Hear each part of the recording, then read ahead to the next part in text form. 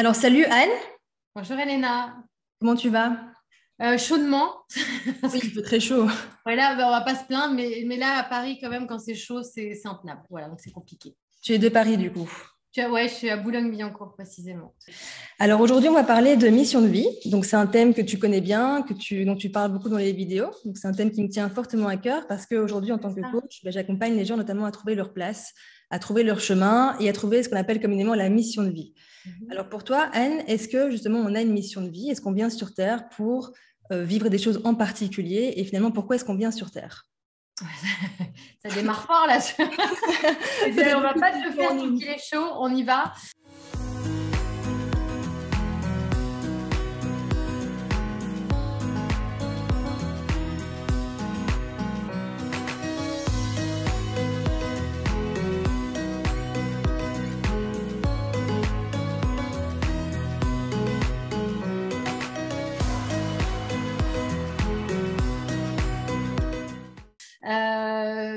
Moi, j'appelle ça notre aventure terrestre, notre incarnation terrestre. Alors, pour tous ceux qui en doutaient, non, nous ne sommes pas venus boire des mojitos sur la plage. Oh, Et c'est ah, dommage. si, j'aimerais bien, mais alors si, ça peut être le petit break. Mais non, non, non seulement on n'est pas là par hasard, mais je l'ai encore dit à mes consultants ce matin à travers les consultations. Nous avons entièrement choisi ce que nous sommes venus vivre. Et je sais que philosophiquement, ça peut s'entendre, intellectuellement, un peu moins. Parce qu'on se dit souvent, mais pardon, j'ai pas signé pour toutes ces horreurs. Si, puisque nous sommes venus dans un chemin d'incarnation, dans la matière, mais surtout, surtout dans la dualité, dans l'ego aussi. Et c'est une rude mission que celle-là, et qui n'a d'autre but que de nous faire travailler sur nous-mêmes, sur des thématiques qui nous sont chères, mais qui nous sont aussi très anciennes, très ancestrales, très antérieures, et qu'on vient et revient essayer de perfectionner de vie en vie, puisque pour moi, eh ben, on va rejouer plusieurs fois pour ceux qui pensaient que c'était un one-shot la vie. C'est juste aussi formidablement une expérience d'amour, si tant est que nous soyons prêts à le vivre, à l'entendre et à le distribuer. Voilà, je te fais un petit résumé là. Un Mais magnifique résumé, du coup. ah, voilà, c'était l'intro. Et ça répond du coup à la deuxième question que je me posais, qui était finalement, enfin en tout cas en partie, mais du coup, est-ce que c'est un peu nous finalement qui choisissons avant d'arriver sur Terre les événements qu'on va vivre, les relations qu'on va rencontrer, les bonheurs aussi qu'on va vivre et les moments difficiles? Oui, je dis souvent qu'on est les grands Spielberg de notre incarnation et que, alors on a un réal, on a l'accessoiriste, on a le costumier, mais on décide du scénario de notre vie, c'est-à-dire ce qui va être parfait pour nous. Alors, ce qui va être parfait pour nous, c'est pas les choses les plus confortables la plupart du temps, c'est les choses qui vous correspondent le mieux à ce qu'on doit vivre. Et donc, pour cela, on va choisir accompagné de nos guides aussi, et puis de toute cette famille d'âmes qui va aussi venir s'incarner avec nous et nous éprouver voilà, dans chaque expérience de vie eh bien, ce meilleur scénario possible. Donc, à la question du déterminisme, parce que souvent on me dit alors tout est déterminé, on a le choix de rien. Non, on a eu le choix de tout, on a tout décidé et on Tout, va aller tout, bien absolument, tout est sûr. décidé avant Alors d'arriver. Il n'y a pas non, de hasard. on a une petite pièce dans la poche qui s'appelle le temps que l'on va mettre à faire les choses. Combien de temps, combien de fois vais-je avoir besoin de comprendre la leçon avant de l'enregistrer? Ça détermine encore, en tout cas, nos vies à venir ou le temps que l'on va mettre à faire les choses. Ça, c'est le registre spatio-temporel, c'est la seule chose que nous allons découvrir sur Terre et dont nous allons pouvoir disposer, si je puis dire ça comme ça, disposer. Ça Alors, fait c'est très intéressant du coup, mais quand tu parles de temps, qu'est-ce que tu veux dire par là?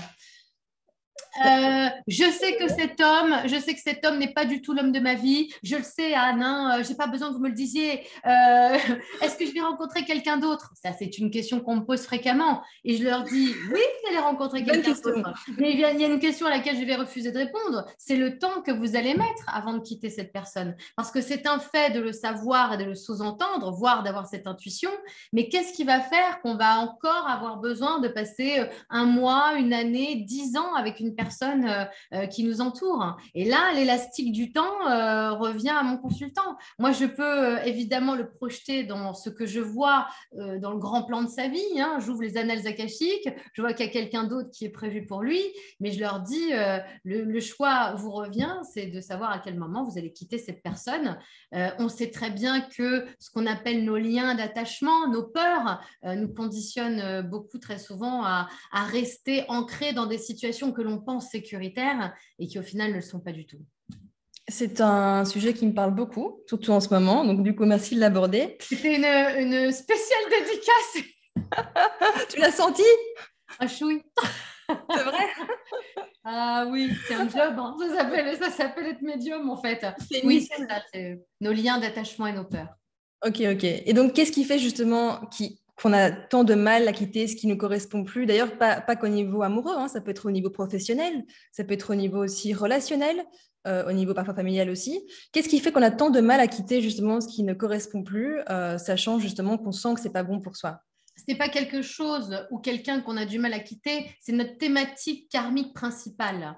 La thématique karmique principale, elle peut être la légitimité, l'abandon, le rejet, la spoliation, la culpabilité. Et en fait, on va travailler une thématique. Sauf qu'une thématique, elle va irradier dans les différents moments de notre vie, les différentes rencontres que l'on va faire. Un manipulateur, parce qu'on est dans cette dépendance affective et dans cette peur du rejet et de l'abandon, on va le rencontrer partout. Ça peut être un homme qu'on va aimer, ça peut être notre patron au boulot, ça peut être un voisin qui s'immisce dans notre vie, ça peut être des relations amicales toxiques. En fait, tant que nous n'avons pas éradiqué le mal à la racine avec courage et force, on nous représente la thématique sous toutes les formes possibles. Et en général, d'ailleurs, ça agit en constellation et on se dit, mais c'est pas possible, c'est toujours pour moi. Non, c'est pas toujours pour moi. C'est qu'on dit, regarde, il est là ton thème de travail. Qu'attends-tu pour le prendre à bras le corps? Et comment on s'en libère du coup? Avec courage. Donc, Avec courage. juste du courage, c'est-à-dire, allez, je quitte ce qui ne me correspond plus, quelle Oui, que soit la c'est-à-dire situation. exactement. Et j'écoutais encore ce matin, oui, je sais, je devrais arrêter d'aller sur TikTok. Pourquoi pas? Parce que pourquoi pas, en fait, pourquoi pas, mais j'écoute aussi beaucoup de petits mots sur le développement personnel, etc. Et j'entendais encore hier que c'est la souffrance, en fait. C'est souvent quand la somme de la souffrance est plus forte dans ce qu'on vit que dans l'effort qu'on va devoir mettre pour sortir de cette situation, hélas, on va aller investir ailleurs. C'est terrible de se dire ça parce que l'être humain ne comprend que dans les étapes terribles de la souffrance. Mon rôle de médium, c'est de dire, mais arrêtez, parce que là, au-dessus, moi, souvent, je demande, Elena, quand une personne a du mal à quitter un homme, une femme, je leur dis, mais dans tout ce que vous avez vécu, qu'est-ce qu'il reste encore en step de souffrance et d'humiliation de soi-même? Et alors, je provoque un peu mes consultants en leur disant, le mensonge, ah non, il m'a déjà menti 1000 fois, ok, la trahison, ah non, il m'a déjà trahi, la spoliation, non, il m'a déjà pris mon argent, l'infidélité, non, il me trompe avec la voisine. Eh bien, tu sais ce qu'il ne reste plus que comme option? La violence. La violence. Quelle qu'elle soit, d'où qu'elle vienne, la violence verbale, la violence physique, la violence envers soi, dans l'image qu'on a de soi. Et je leur dis, vous avez déjà atteint le step le plus haut de ce que vous êtes déjà capable de faire dans vos seuils de résistance. Et malheureusement, j'aimerais te dire que l'être humain comprend avec des bouquets de roses et puis des pétales sur sa route et des paillettes comme les licornes. Malheureusement, il ne s'éprouve que dans la douleur et l'effort.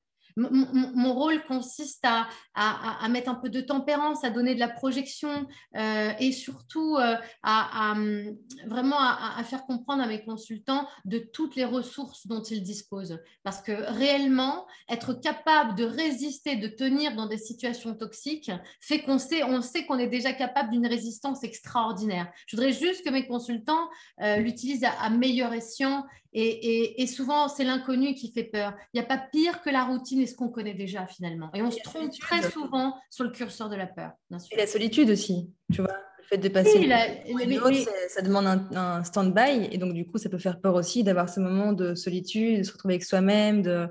Mais les gens, je crois qu'il n'y a rien de pire que d'être seul accompagné, parce que ça nous renvoie terriblement à des vieux schémas, parce qu'on ne rencontre jamais ou un homme ou une femme toxique par hasard. C'est qu'on a déjà été chercher de l'amour quelque part, on a déjà souffert. En général, moi, je reviens avec mes consultants à la genèse, à l'origine. Est-ce que c'est déjà un père qui nous a fait souffrir? Est-ce que c'est un frère? Est-ce que c'est un membre d'une famille? Souvent, c'est déjà qu'un phénomène et qu'un geste reperpétué, cette rencontre-là. Elle n'est déjà là que pour nous dire, regarde, on est de nouveau un pas ensuite sur l'estime de soi et quand les gens, parce que la spiritualité, et je veux vraiment faire ce lien-là, la spiritualité commence quand on comprend qu'on n'est jamais seul. Voilà, déjà, à partir de ce moment-là, On va en parler. Hein.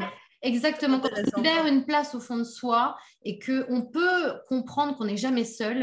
Alors vous allez me dire, ouais, c'est facile à dire, hein, le week-end quand on s'emmerde chez soi. Non, mais je l'entends tout ça, il faut être aussi moderne et je suis confrontée à des hommes et des femmes qui sont peut-être un tout petit peu moins dans cette résilience, mais on n'est jamais seul et on est riche de plein de choses, mais ce sont des vieux schémas de dépendance, en effet, quand on a peur d'être seul.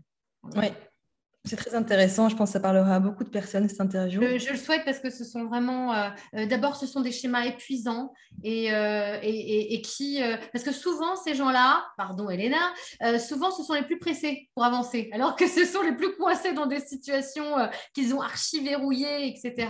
Ils veulent que tout aille vite de l'autre côté et que ça avance vite pour eux, et c'est totalement antinomique, bien sûr. D'accord. Je me sens un peu visée par tes messages. Non, jeter sous la main. Alors, je peux être ton outil, il n'y a pas de problème. Et du coup, c'est très intéressant. Je ne pensais pas du tout qu'on parlerait de ça, mais pourquoi pas. Donc, du coup, ça ramène un petit peu à l'amour de soi, ce que tu occupes à expliquer. Est-ce que quelque part, quand on reste dans des schémas, quels qu'ils soient, encore une fois, que ce soit, enfin, peu importe le type de relation, que ce soit professionnel, personnel, peu importe, est-ce que quelque part, c'est un manque d'amour de soi, d'estime de soi, qui fait qu'on reste dans ce qui ne correspond pas? En fait, on vient de la matrice, on vient du grand tout, on vient de l'univers, vous l'appelez comme vous voulez, Dieu, le cosmos, le grand tout, et en fait, on est dans cette unité totale, j'allais dire de complétude énergétique, d'amour inconditionnel, et on va devoir vivre notre individualité, notre ego en tant qu'être humain. Je ne sais pas si tu imagines le choc thermique, j'ai envie de dire, et surtout d'être tout d'un coup dans une capsule unitaire. Qu'est-ce qu'on va vouloir automatiquement quand on arrive sur Terre? Eh bien, retrouver d'abord peut-être dans le regard de notre mère, dans le regard d'un père, on va avoir besoin de retrouver cet amour. Et cet amour, il est du coup pas inconditionnel, il est conditionné par ce que nous sommes ou par ce que l'on attendait que nous soyons. Et donc, nous ne sommes venus sur Terre que pour vivre l'amour. Mais alors, attention, hein, c'est pas l'amour cuicui les petits oiseaux avec Cendrillon qui fait le ménage avec les oiseaux, etc. Et tout le monde l'aime. Non, non, non, non. Ouais, je sais, on a chié Cendrillon, excuse-moi, mais rappelons l'histoire de Cendrillon, vite fait. Sa mère meurt quand même, son père la refourgue à la marâtre et elle va devoir essayer de trouver de l'amour dans un milieu où on ne veut pas lui donner. Elle vient essayer de vivre l'amour. On vient tous vivre l'amour, mais sous différentes formes en fait. Est-ce que c'est d'abord l'amour pour soi? Est-ce que c'est l'amour qu'on va nous voler, trop nous donner, nous spolier, nous voilà, parce que l'amour peut être aussi étouffant quand il est outrancier en fait. Hein. On va devoir vivre cette parcelle d'amour et évidemment que ça commence par s'aimer soi-même ou retrouver, j'ai envie de dire, cet amour matriciel qu'on va perdre dans nos individualités. Voilà. Et souvent, le premier réflexe qu'on a, c'est de regarder comme Narcisse l'image qu'on renvoie dans le miroir des autres, nos parents, nos proches, nos éducateurs, nos profs et nos amoureux aussi.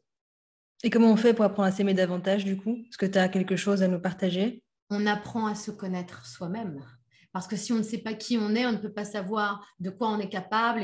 Et c'est ça le problème, c'est que très souvent, on arrive d'abord, et c'est tout à fait logique parce que je suis parent. Donc, qu'est-ce qu'on a envie de faire en tant que parent? Fais ça, mon enfant, c'est la vérité. Fais ci, oh, je suis fière de toi, oh, je voudrais que tu fasses ça. On se construit déjà, bien évidemment, dans les préceptes de nos meilleurs censeurs que sont nos parents. Et très souvent, on passe à côté de qui on est, de nos envies, de nos désirs. Je deviendrai agriculteur peur parce que là, il y a une exploitation et que si je ne reprends pas la ferme parentale, je vais décevoir tout le monde. Ça commence comme ça, une image. Ma mère, elle voulait être artiste, chanteuse, il faut que je sois la plus intelligente de la famille. En fait, la première mission qu'on s'incombe, qui nous incombe, c'est une mission transgénérationnelle, mais on ne l'a pas encore compris. Et ça met très souvent du temps de divorcer, d'être en point de rupture avec les désirs inconscients de notre lignée. Et avant qu'on puisse s'auto-réaliser, qu'est-ce qu'on vit au milieu de ça? Des drames, des échecs, des ruptures ou des grandes déceptions. Et parfois, ces grandes déceptions,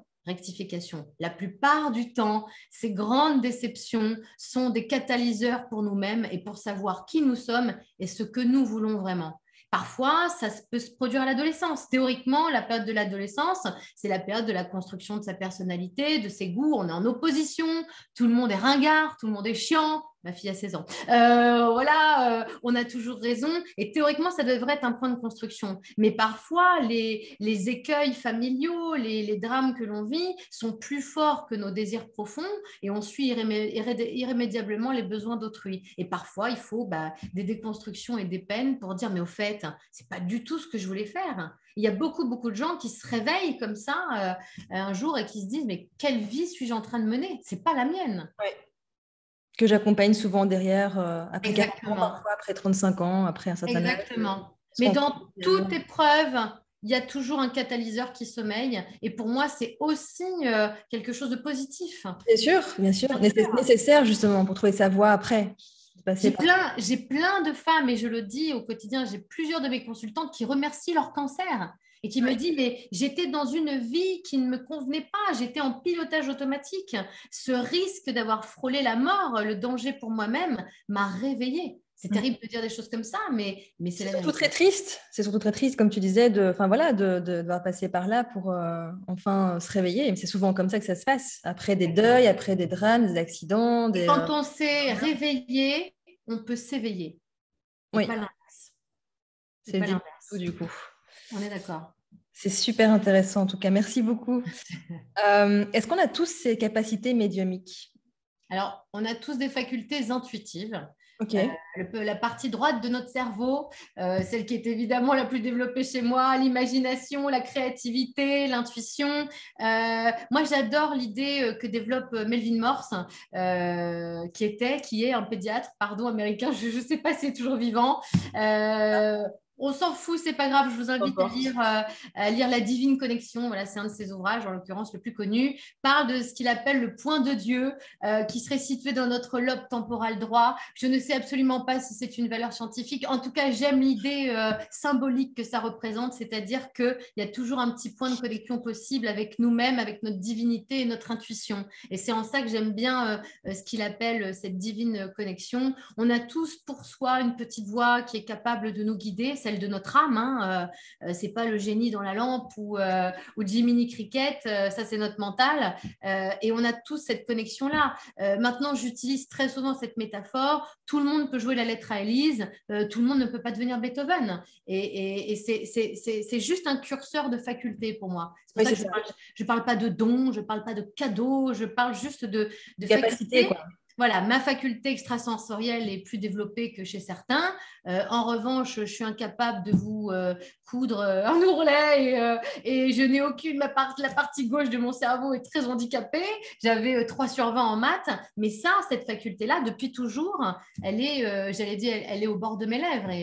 Et je n'ai fait que au moment voulu. Et moi aussi, avec des drames, des épreuves, des souffrances, je lui ai juste laissé le plein moyen d'expression. C'est ça. Parce que du coup, c'est lié à ta mission de vie. Donc, ce sont des dons des capacités qui sont en lien toujours avec notre mission de vie, en fait. Exactement. C'est exactement ça. Voilà, c'est la transmission et la transmission à travers les messages que je déploie et l'enseignement, puisque par extension, d'ailleurs, j'avais d'une certaine façon déjà frôlé cette thématique. Je ne le savais pas encore, j'ai tâtonné, parce que j'étais enseignante au sens académique du terme, donc j'enseignais déjà. Je ne savais juste pas que j'enseignais pas la bonne matière, mais j'avais déjà au fond de moi cette sensation qu'il y avait quelque chose à léguer, à transmettre et à éduquer été, avec évidemment toute modestie, hein, mais j'avais déjà un peu cette sensation d'être une messagère, mais je ne savais pas de qui, de quoi. Je suis un peu pardonnée parce que finalement, si on m'avait dit dès le berceau,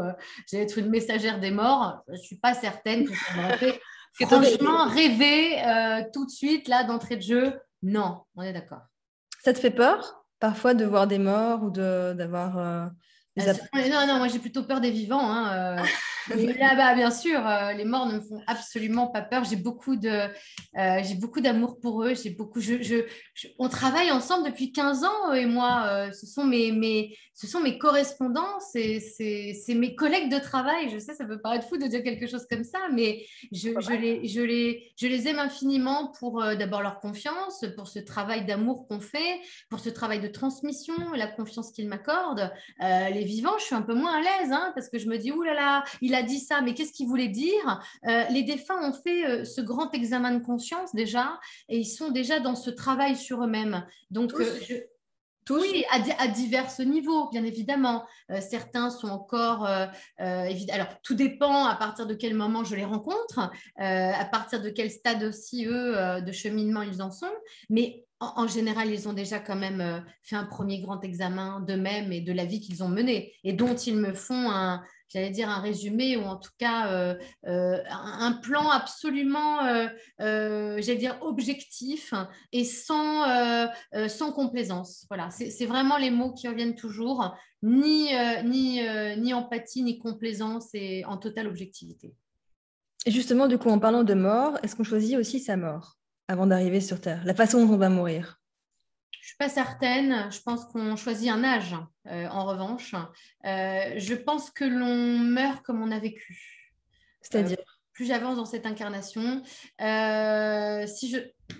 Pardon, hein, ça va être un peu, c'est pas novateur, mais en tout cas, plus j'avance. C'est très bien parce que j'ai aussi une question un peu novatrice après, très particulière. Souvent, quand on est, moi, je constate que tous ceux qui sont partis d'un accident de voiture, de parapente, du LM, de noyade, etc., c'est quand ils n'avaient plus trouvé le chemin de vie. C'est-à-dire qu'au sens propre du terme, on part dans un mouvement parce qu'on était complètement perdu dans le mouvement de sa vie. Il y a quelque chose de très mimétique. Si on a souffert toute sa vie et dans beaucoup de culpabilité, en général, on s'impose beaucoup de souffrance aussi dans un départ. Quand on a su prendre du recul et de la sagesse, il y a des gens qui décident de partir dans un souffle, dans un sommeil, et qui trouvent un peu ce palier de douceur pour partir entre deux mondes. Et puis, il y a tous ceux qui ont eu aussi énormément de choses à pas avoir envie de remettre en avant, on n'a pas envie de s'en souvenir. Toutes les maladies dégénérescentes sont quand même très, très symboliques de cette envie de tout oublier. Donc, je pense que le modus operandi correspond très, très fort à la façon dont on a mené sa vie. Oui. Et du coup, question un peu particulière, mais est-ce qu'on souffre vraiment quand on meurt de morts qui semblent atroces? Tu vois, par exemple, tu as parlé de noyade, ça paraît vraiment atroce, être brûlé aussi. Est-ce que quand on le vit, on en souffre vraiment comme c'est perçu, ou est-ce qu'il y a déjà, je sais pas moi, son âme qui commence à se détacher? C'est un peu particulier. Il y a autant de... Je te donnerai autant de réponses qu'il y a de cas. Certains me parlent de leur mort avec beaucoup de souffrance. En effet, c'est vrai, bien sûr. Certains, c'est parfois le cas d'accident. Une voiture est projetée, le corps avec. Et en fait, l'âme sort avant la retombée du corps. Mais je ne vais pas vendre du rêve aujourd'hui. Certains êtres humains viennent me dire à quel point ils ont souffert, parfois à quel point ils se sont imposés un chemin de souffrance avant de partir. C'est aussi parfois, le mot est un peu fort, mais il y a une forme d'expiation là-dedans, hein, quand même. Il y a quelque chose d'expiatoire de leur part, très souvent. Ouais. La souffrance fait aussi partie d'un process expiatoire. Ok. Je te rappelle qu'on vient quand même voir les yogis en Inde. On vient assister à la mort d'un yogi, et là, c'est un grand honneur qu'on laisse aux gens que de laisser assister à la mort d'un yogi, parce que ça sous-entend qu'il a pu suffisamment se détacher de ses peurs, de ses souffrances, de sa vision de la mort, pour partir avec autant de sagesse que celle qu'il a dispensée de son vivant. C'est-à-dire, réussir sa mort correspond à la façon dont on a résolu les grandes thématiques de sa vie. C'est un spectacle auquel on vient assister comme une ultime leçon de vie. Je précise, hein, parce que... Pour bien mourir, ça veut dire qu'il faut bien vivre, en fait. Si on est déjà malheureux dans sa vie, on sera malheureux au moment de sa mort. C'est exactement ça. C'est exactement ça. Ouais, tout à Et on fait. ne choisit pas forcément la façon dont on va mourir. Non, non. Ça n'a pas d'intérêt. Ça n'a pas d'importance, entre guillemets. Et tu sais pourquoi est-ce qu'on souffre autant? De façon générale ou Non, au non, moment... au niveau de la mort, justement. Pourquoi est-ce qu'on doit souffrir autant? On ne souffre pas toujours. Ok. Mais on ne souffre pas toujours. Quand on souffre, moi je remarque très souvent, c'est qu'on a encore laissé au fond de soi plein de thèmes humains qu'on a laissés derrière soi, un pardon qu'on n'a pas accordé, des frustrations de vie énormes, le karma, c'est-à-dire tout ce qu'on a déployé, peut-être toutes les mauvaises actions, en tout cas toutes les mauvaises énergies qu'on a déployées et on doit régler la dette. Hein. Au bout d'un moment, on doit payer la facture et parfois on le paye de son corps, de sa souffrance, de sa vie. Il y a plein de thèmes qui sont très forts au moment du partir. Oui, bien sûr. Ok, c'est assez fort hein, comme sujet. Ouais. Oui, c'est pas un thème fun, mais c'est un thème, je trouve, je sais pas si passionnant. En tout cas, c'est toujours générateur de grandes leçons, je trouve. Oui. Oui, tout à fait. Dis-moi comment tu es mort et je te dirai comment tu as vécu. Je pense que c'est un bon adage. C'est vrai? Ouais, À ce point-là. ouais, à ce point-là. Ouais. Tu parlais de guides et d'anges tout à l'heure. Est-ce qu'on est toujours accompagné par nos guides et nos anges, justement? Toujours. Est-ce qu'on peut les On a ressentir? un guide tutélaire qui vient nous aider à nous dépatouiller. Parfois, on en a plusieurs aussi. Hein. Bien sûr, on peut changer de guide en cours de vie selon les missions qu'on va avoir à accomplir et puis nos points d'évolution. On n'est jamais seul. Par contre, c'est pas notre babysitter. Hein. C'est-à-dire que c'est pas notre pote avec qui on va parler tous les jours et adresser des mots. Ils sont vraiment là pour s'assurer de la bonne réalisation de notre incarnation, nous tirer de mauvais pas quand c'est vraiment important de le faire. Je dis toujours que un guide, c'est notre forme parfaite. C'est ce que nous serions dans notre perfection si nous avions résolu toutes nos contingences terrestres. Voilà. Écouter son guide ou en tout cas être à l'écoute de ce guide, c'est nous assurer, c'est une petite partie parfaite de notre âme, celle que nous laissons quand on arrive dans une vie remplie de polarité, de dualité, d'ego. Voilà, c'est pour nous reconnecter toujours à cette part divine de nous-mêmes. Voilà. Et comment est-ce qu'on peut justement l'entendre et parler avec lui? Pour les gens qui Et n'ont pas... là, il est simplement au fond de nous, avec nous. Nous sommes irrémédiablement liés. Encore une fois, on veut toujours remplir les silences. Dans cette vie, on veut parler, s'agiter, faire du bruit. Il n'y a rien de plus effrayant que le silence. Or, c'est une profonde erreur parce que quand on fait un peu le silence au fond de soi, on arrive à se reconnecter à cette part de nous-mêmes. Aujourd'hui, les gens sont obligés d'aller faire silence dans une église pour aller parler à Dieu. Non, mais c'est vrai, on est comme si ça y est, fallait un lieu clos. On peut parler à son guide dans le fond de son lit un soir, on peut lui parler en pleine journée dans le métro. Moi, ça m'arrive fréquemment et il y a du bruit dans le métro à Paris. C'est juste cette intériorité, c'est-à-dire de laisser toujours une place au fond de nous pour ce recueillement, voilà, tout simplement. Et il nous répond comment, du coup? Par l'intuition, par des signes? On va parler de Parfois, il signes. ne nous répond pas. Parfois, il va mettre du temps. Eh ben oui, parfois. Non, mais parce que des fois, on est des petits enfants capricieux. Hein. On veut du ici, tout de Question pour suite, tout, quoi. maintenant. Eh ben oui. Dépêche-toi de m'envoyer quelqu'un d'autre. Qu'est-ce que dirait le guide? Mais nous attendons que tu fasses ton choix. Parce que nous te rappelons en fait que tu es sur le plan terrestre et que tu as le libre arbitre. Tu as choisi de garder ou pas cette personne. Quand tu auras résolu ce premier choix, nous viendrons t'aider pour le second. Voilà. Par exemple.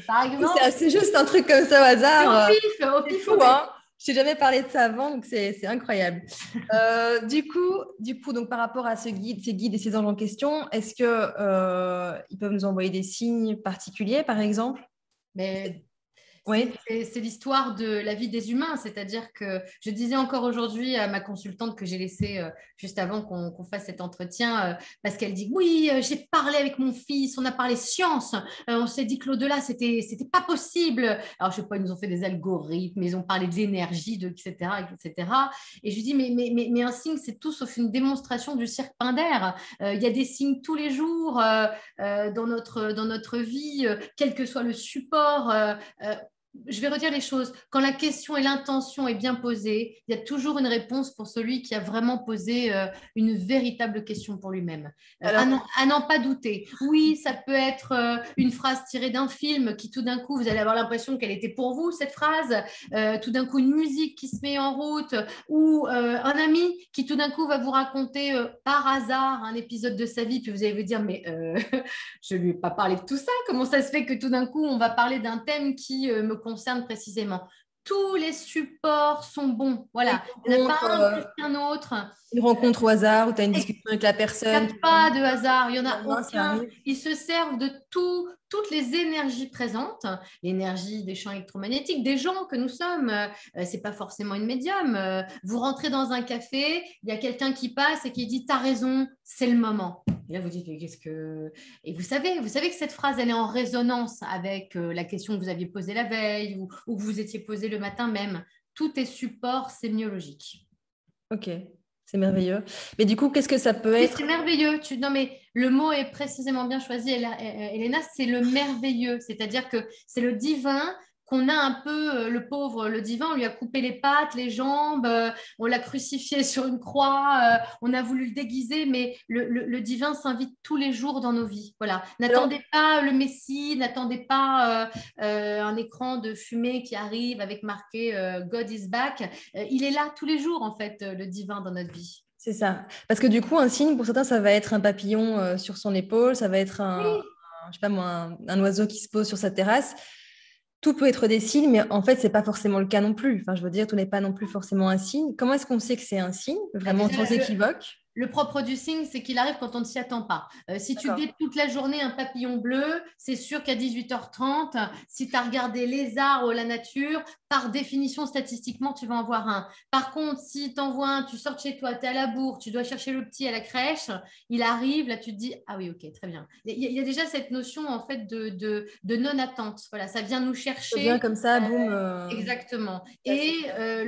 le propre du signe, c'est l'émotion qu'il crée instantanément. Il y a quelque chose, il y a une émotion qui se crée dont on n'est pas vraiment les créateurs parce qu'il apporte un sens immédiat et direct en fait. Voilà. C'est-à-dire que un papillon pour les uns ne signifiera rien, tandis que pour les autres, c'est quelque chose qui va correspondre à un référentiel personnel. C'est ça surtout. Ok. C'est-à-dire que l'univers, c'est particulièrement ce qu'est notre propre référentiel. Selon notre culture, notre âge, notre histoire personnelle, nos symboliques à nous-mêmes, eh ben, notre grande banque de données, l'univers la connaît parfaitement et il sait ce qui va provoquer de l'émotion et du sens pour nous. Et on le sait très bien, même si on raconte un signe, c'est inénarrable parce qu'on va le raconter, on va dire oh, mais tu te rends compte et l'autre gentiment va vous dire ouais très bien ouais et encore qu'est-ce qui s'est passé et tu étais content avec un papillon d'accord et Une coccinelle.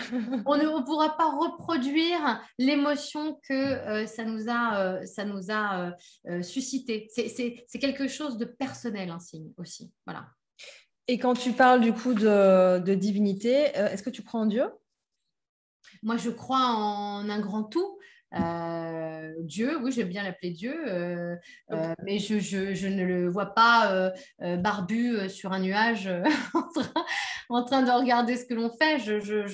Voilà, je suis une petite particule d'un grand tout et d'un grand tout qui organise tout parfaitement. Voilà.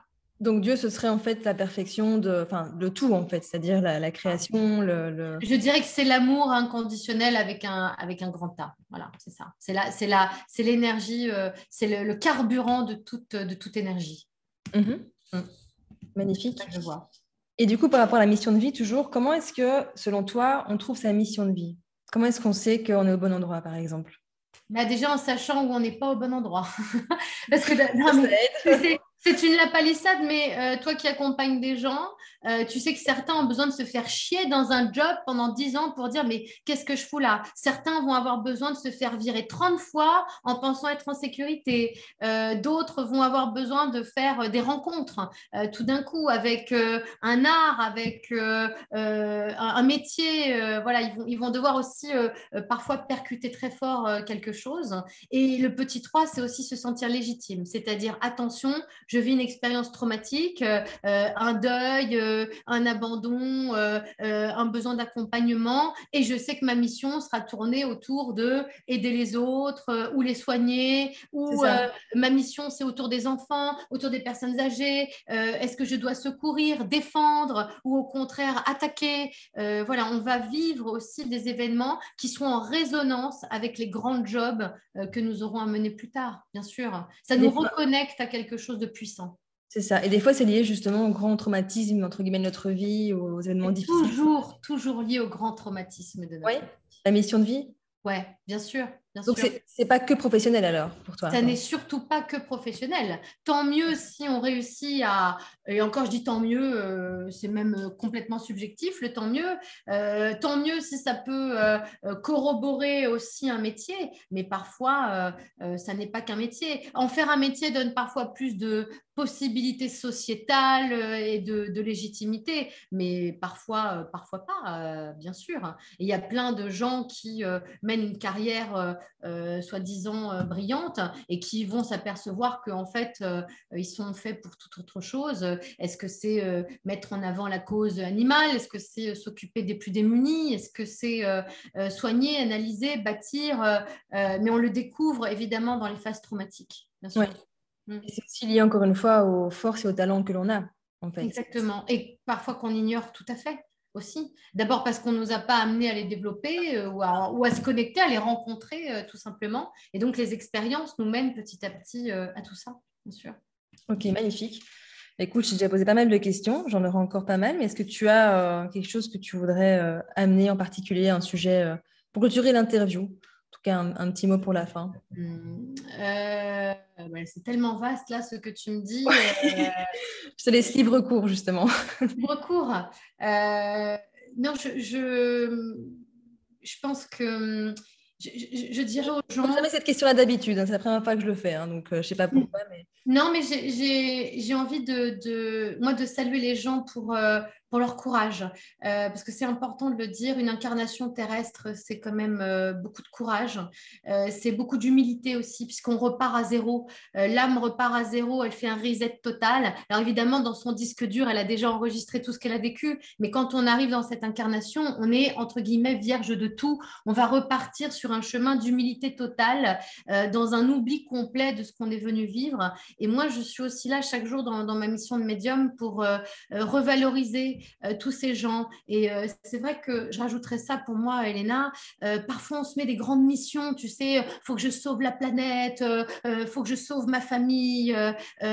C'est pas toujours ça, sa mission de vie. Si sa mission de vie, c'est, par exemple, éviter qu'on nous spolie toujours et encore. Si sa mission de vie, c'est simplement d'être indépendant parce qu'on a toujours été dépendant des autres, c'est déjà un accomplissement héroïque. C'est ça que je veux dire. Et je voudrais que les gens arrêtent.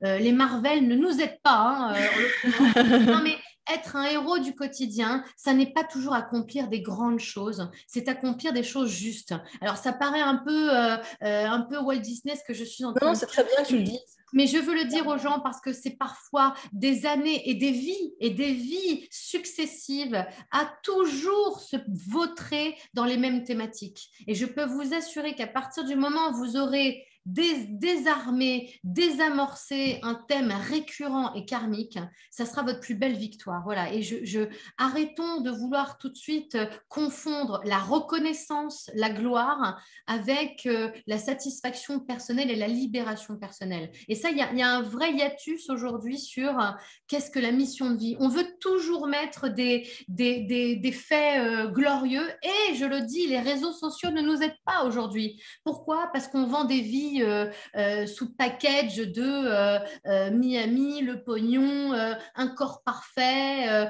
j'ai tant de followers. C'est pas ça la mission de vie. Ça c'est comment dire, c'est du narcissisme qui vient toujours taper évidemment un manque d'estime de soi. Ils Si ne on seront pas heureux. Lucie Mariotti que tu as interrogée et interviewée avant moi s'est beaucoup occupée justement de ces influenceurs, de ces jeunes, de cette toute nouvelle génération qui vivent à travers le regard des autres et des réseaux sociaux. Arrêtons de nous tromper. C'est pas parce qu'on va avoir la plus belle baraque et le plus beau cul, excusez-moi de le dire, qu'on est dans sa mission de vie. Voilà, c'est ça. Oui. Et ça rend pas heureux en plus. Bah, ça se saurait, hein, C'est en pas l'argent, l'occurrence. c'est pas le couple, c'est pas la belle Non, voiture qui non. va rendre heureux en fait et qui va remplir l'intérieur. Rien finalement, Ah, l'extérieur ne remplit l'intérieur. C'est vraiment quelque chose c'est que. exactement ça.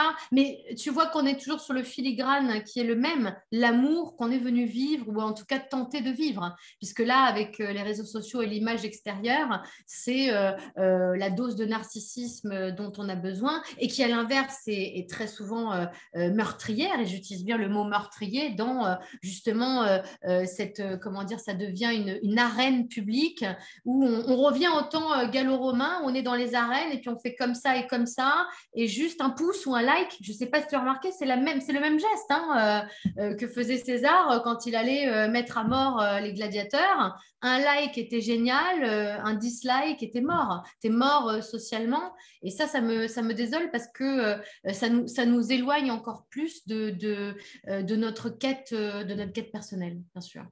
Ok. Même si de tout ça émerge aussi une nouvelle tribune, parce que sans cette nouvelle tribune, et c'est aussi, il ne faut pas cracher dans la soupe, ce qui permet, et je le vois tous les jours, que les jeunes s'intéressent de plus en plus au développement personnel, à ce qu'ils sont venus faire. Il y a tout de même une prise de conscience générale et globale qui est Mhm. largement diffusée aussi par ces outils que sont les réseaux sociaux, mais comme dans tout extrême, eh ben, il y a évidemment les excès et les dangers. Mais voilà, il y a ce côté très dichotomique aujourd'hui entre l'extrêmement futile et l'extrêmement profond. Et il y a juste à regarder des pages de TikTok, d'Instagram ou de tout ce que tu veux pour voir que ces deux extrêmes se mélangent et qu'aujourd'hui, on cherche un point d'équilibre entre justement l'intérieur et l'extérieur. Et c'est pas facile. Je le dis, c'est pas facile pour nos enfants, pour tous ceux qui sont dans des métiers d'image. Je suis dans un métier d'image aussi.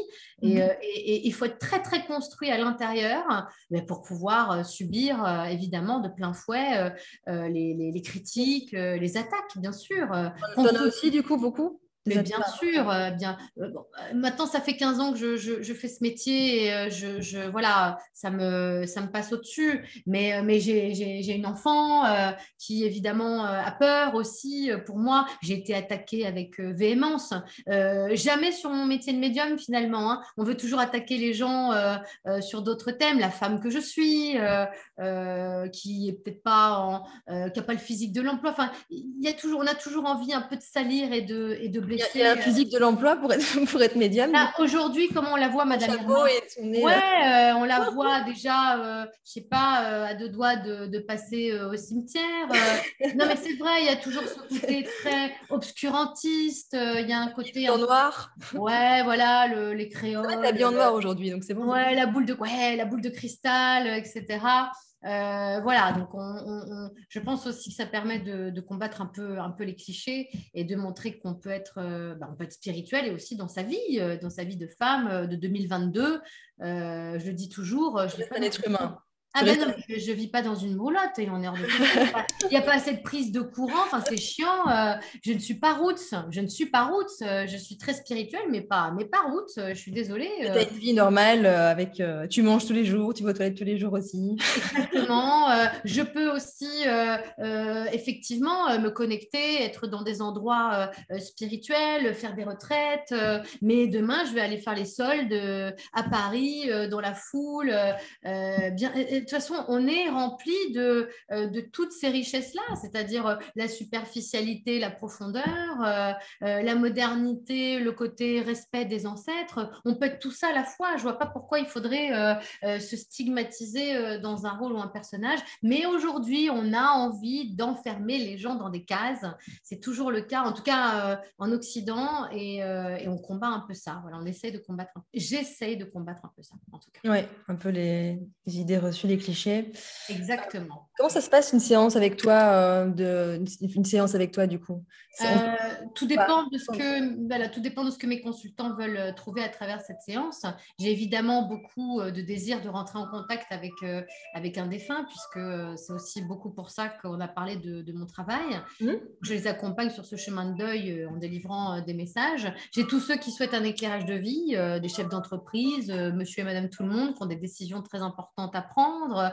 J'ai ceux qui sont aussi dans des recherches plus spirituelles, qui sont à la recherche de leur vie passée pour justement déterminer ces schémas de répétition karmiques pour essayer d'enrayer un peu ce système de schémas de répétition. Voilà, tout dépend de l'évolution spirituelle de mes consultants. Mais en tout cas, tu peux aider à libérer les personnes justement de leur schéma karmique? Ben, en tout cas, je suis là pour leur en faire une analyse détaillée. Je les emmène, moi, dans mes guidances à travers ces vies passées qu'ils ont vécues pour extraire justement. Tu vois aussi du coup les vies passées alors. Exactement, pour extraire les thématiques principales, pour leur mettre en avant ces thèmes, pour leur expliquer que parfois il y a des récurrences énormes et parfois on est toujours halluciné parce que je demande jamais au préalable ce que font mes consultants, quel est leur job. Et des fois, ils me disent, bah, je refais ça dans cette vie-là, quoi, en fait. J'ai essuyé 20 millions de verres dans une auberge il y a 300 ans de ça. Et ben là, je tiens le pub de la rue du coin et j'ai toujours les mêmes problèmes. C'est assez fou en général. Alors, l'idée, c'est pas ce que nous étions, c'est les thèmes auxquels nous étions confrontés et dans lesquels on se réengouffre toujours et encore. Voilà, c'est ça. Moi, je leur mets ça en avant pour qu'ils puissent cheminer ou seuls ou à l'aide ensuite de thérapeutes qui vont les aider évidemment à couper ces liens parce que tout seul, ils n'y arrivent pas. Mais on fait un travail d'équipe. Voilà, moi, j'extrais, je mets en avant, je délivre et ensuite, avec ces clés, bah, ils avancent seuls, accompagnés, etc. Voilà, et on se suit et on complète le travail. C'est hyper intéressant. En tout cas, merci beaucoup pour cette interview, Anne. Merci, Léna, avec plaisir, en tout cas. Et moi, je suis souvent en Belgique, c'est ce que je te disais au préalable. Donc, je suis ravie aussi de refaire un coucou à ce public belge. J'en ai beaucoup, beaucoup. Chaleureux. Non, j'en ai beaucoup, beaucoup en consultation voilà, parce que au-delà d'être chaleureux, ils sont quand même aussi très ouverts. Vous êtes aussi très ouverts à cette actualité un peu plus qu'en France, faut le dire, hein, vraiment. Et donc, il y a déjà voilà, quand j'ai des consultations avec mes amis belges, il y a déjà un postulat de départ qui est un peu plus entendu que chez certains de mes consultants en France. Voilà. D'accord, ok, c'est hyper intéressant. Où est-ce qu'on peut te suivre du coup? Bah, tous les réseaux sociaux, hein, j'essaie d'alimenter un maximum les réseaux sociaux et puis je suis assez souvent présente dans les médias français en l'occurrence. Donc voilà, je tiens quand même bien à jour mon Instagram et mon Facebook pro pour tenir aux gens à chaque fois au courant des événements, que ce soit les ateliers que je fais, les dédicaces, enfin allez, j'essaie d'être 2.0. C'est ça. Donc, Anne Tufigo, du coup, sur tous les réseaux. Oui, voilà, si vous tapez Anne Tufigo, vous aurez, c'est Anne Medium sur Instagram. Personne ne sait écrire mon nom de famille, hein, donc j'ai essayé de faire simple parce que ça marche jamais. On met un F, un G, un T. Il n'y a rien qui. Non, ben non, c'est quand tu l'as vu écrit une fois, ça te semble très clair.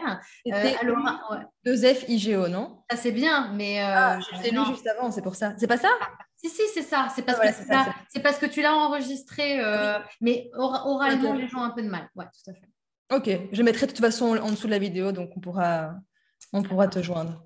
Okay. Merci beaucoup, Anne, et à très bientôt. Merci, Elena, à très bientôt et passez un bel été aussi. Prenez soin de vous. Voilà. Toi aussi. À bientôt. Ciao, ciao. À bientôt.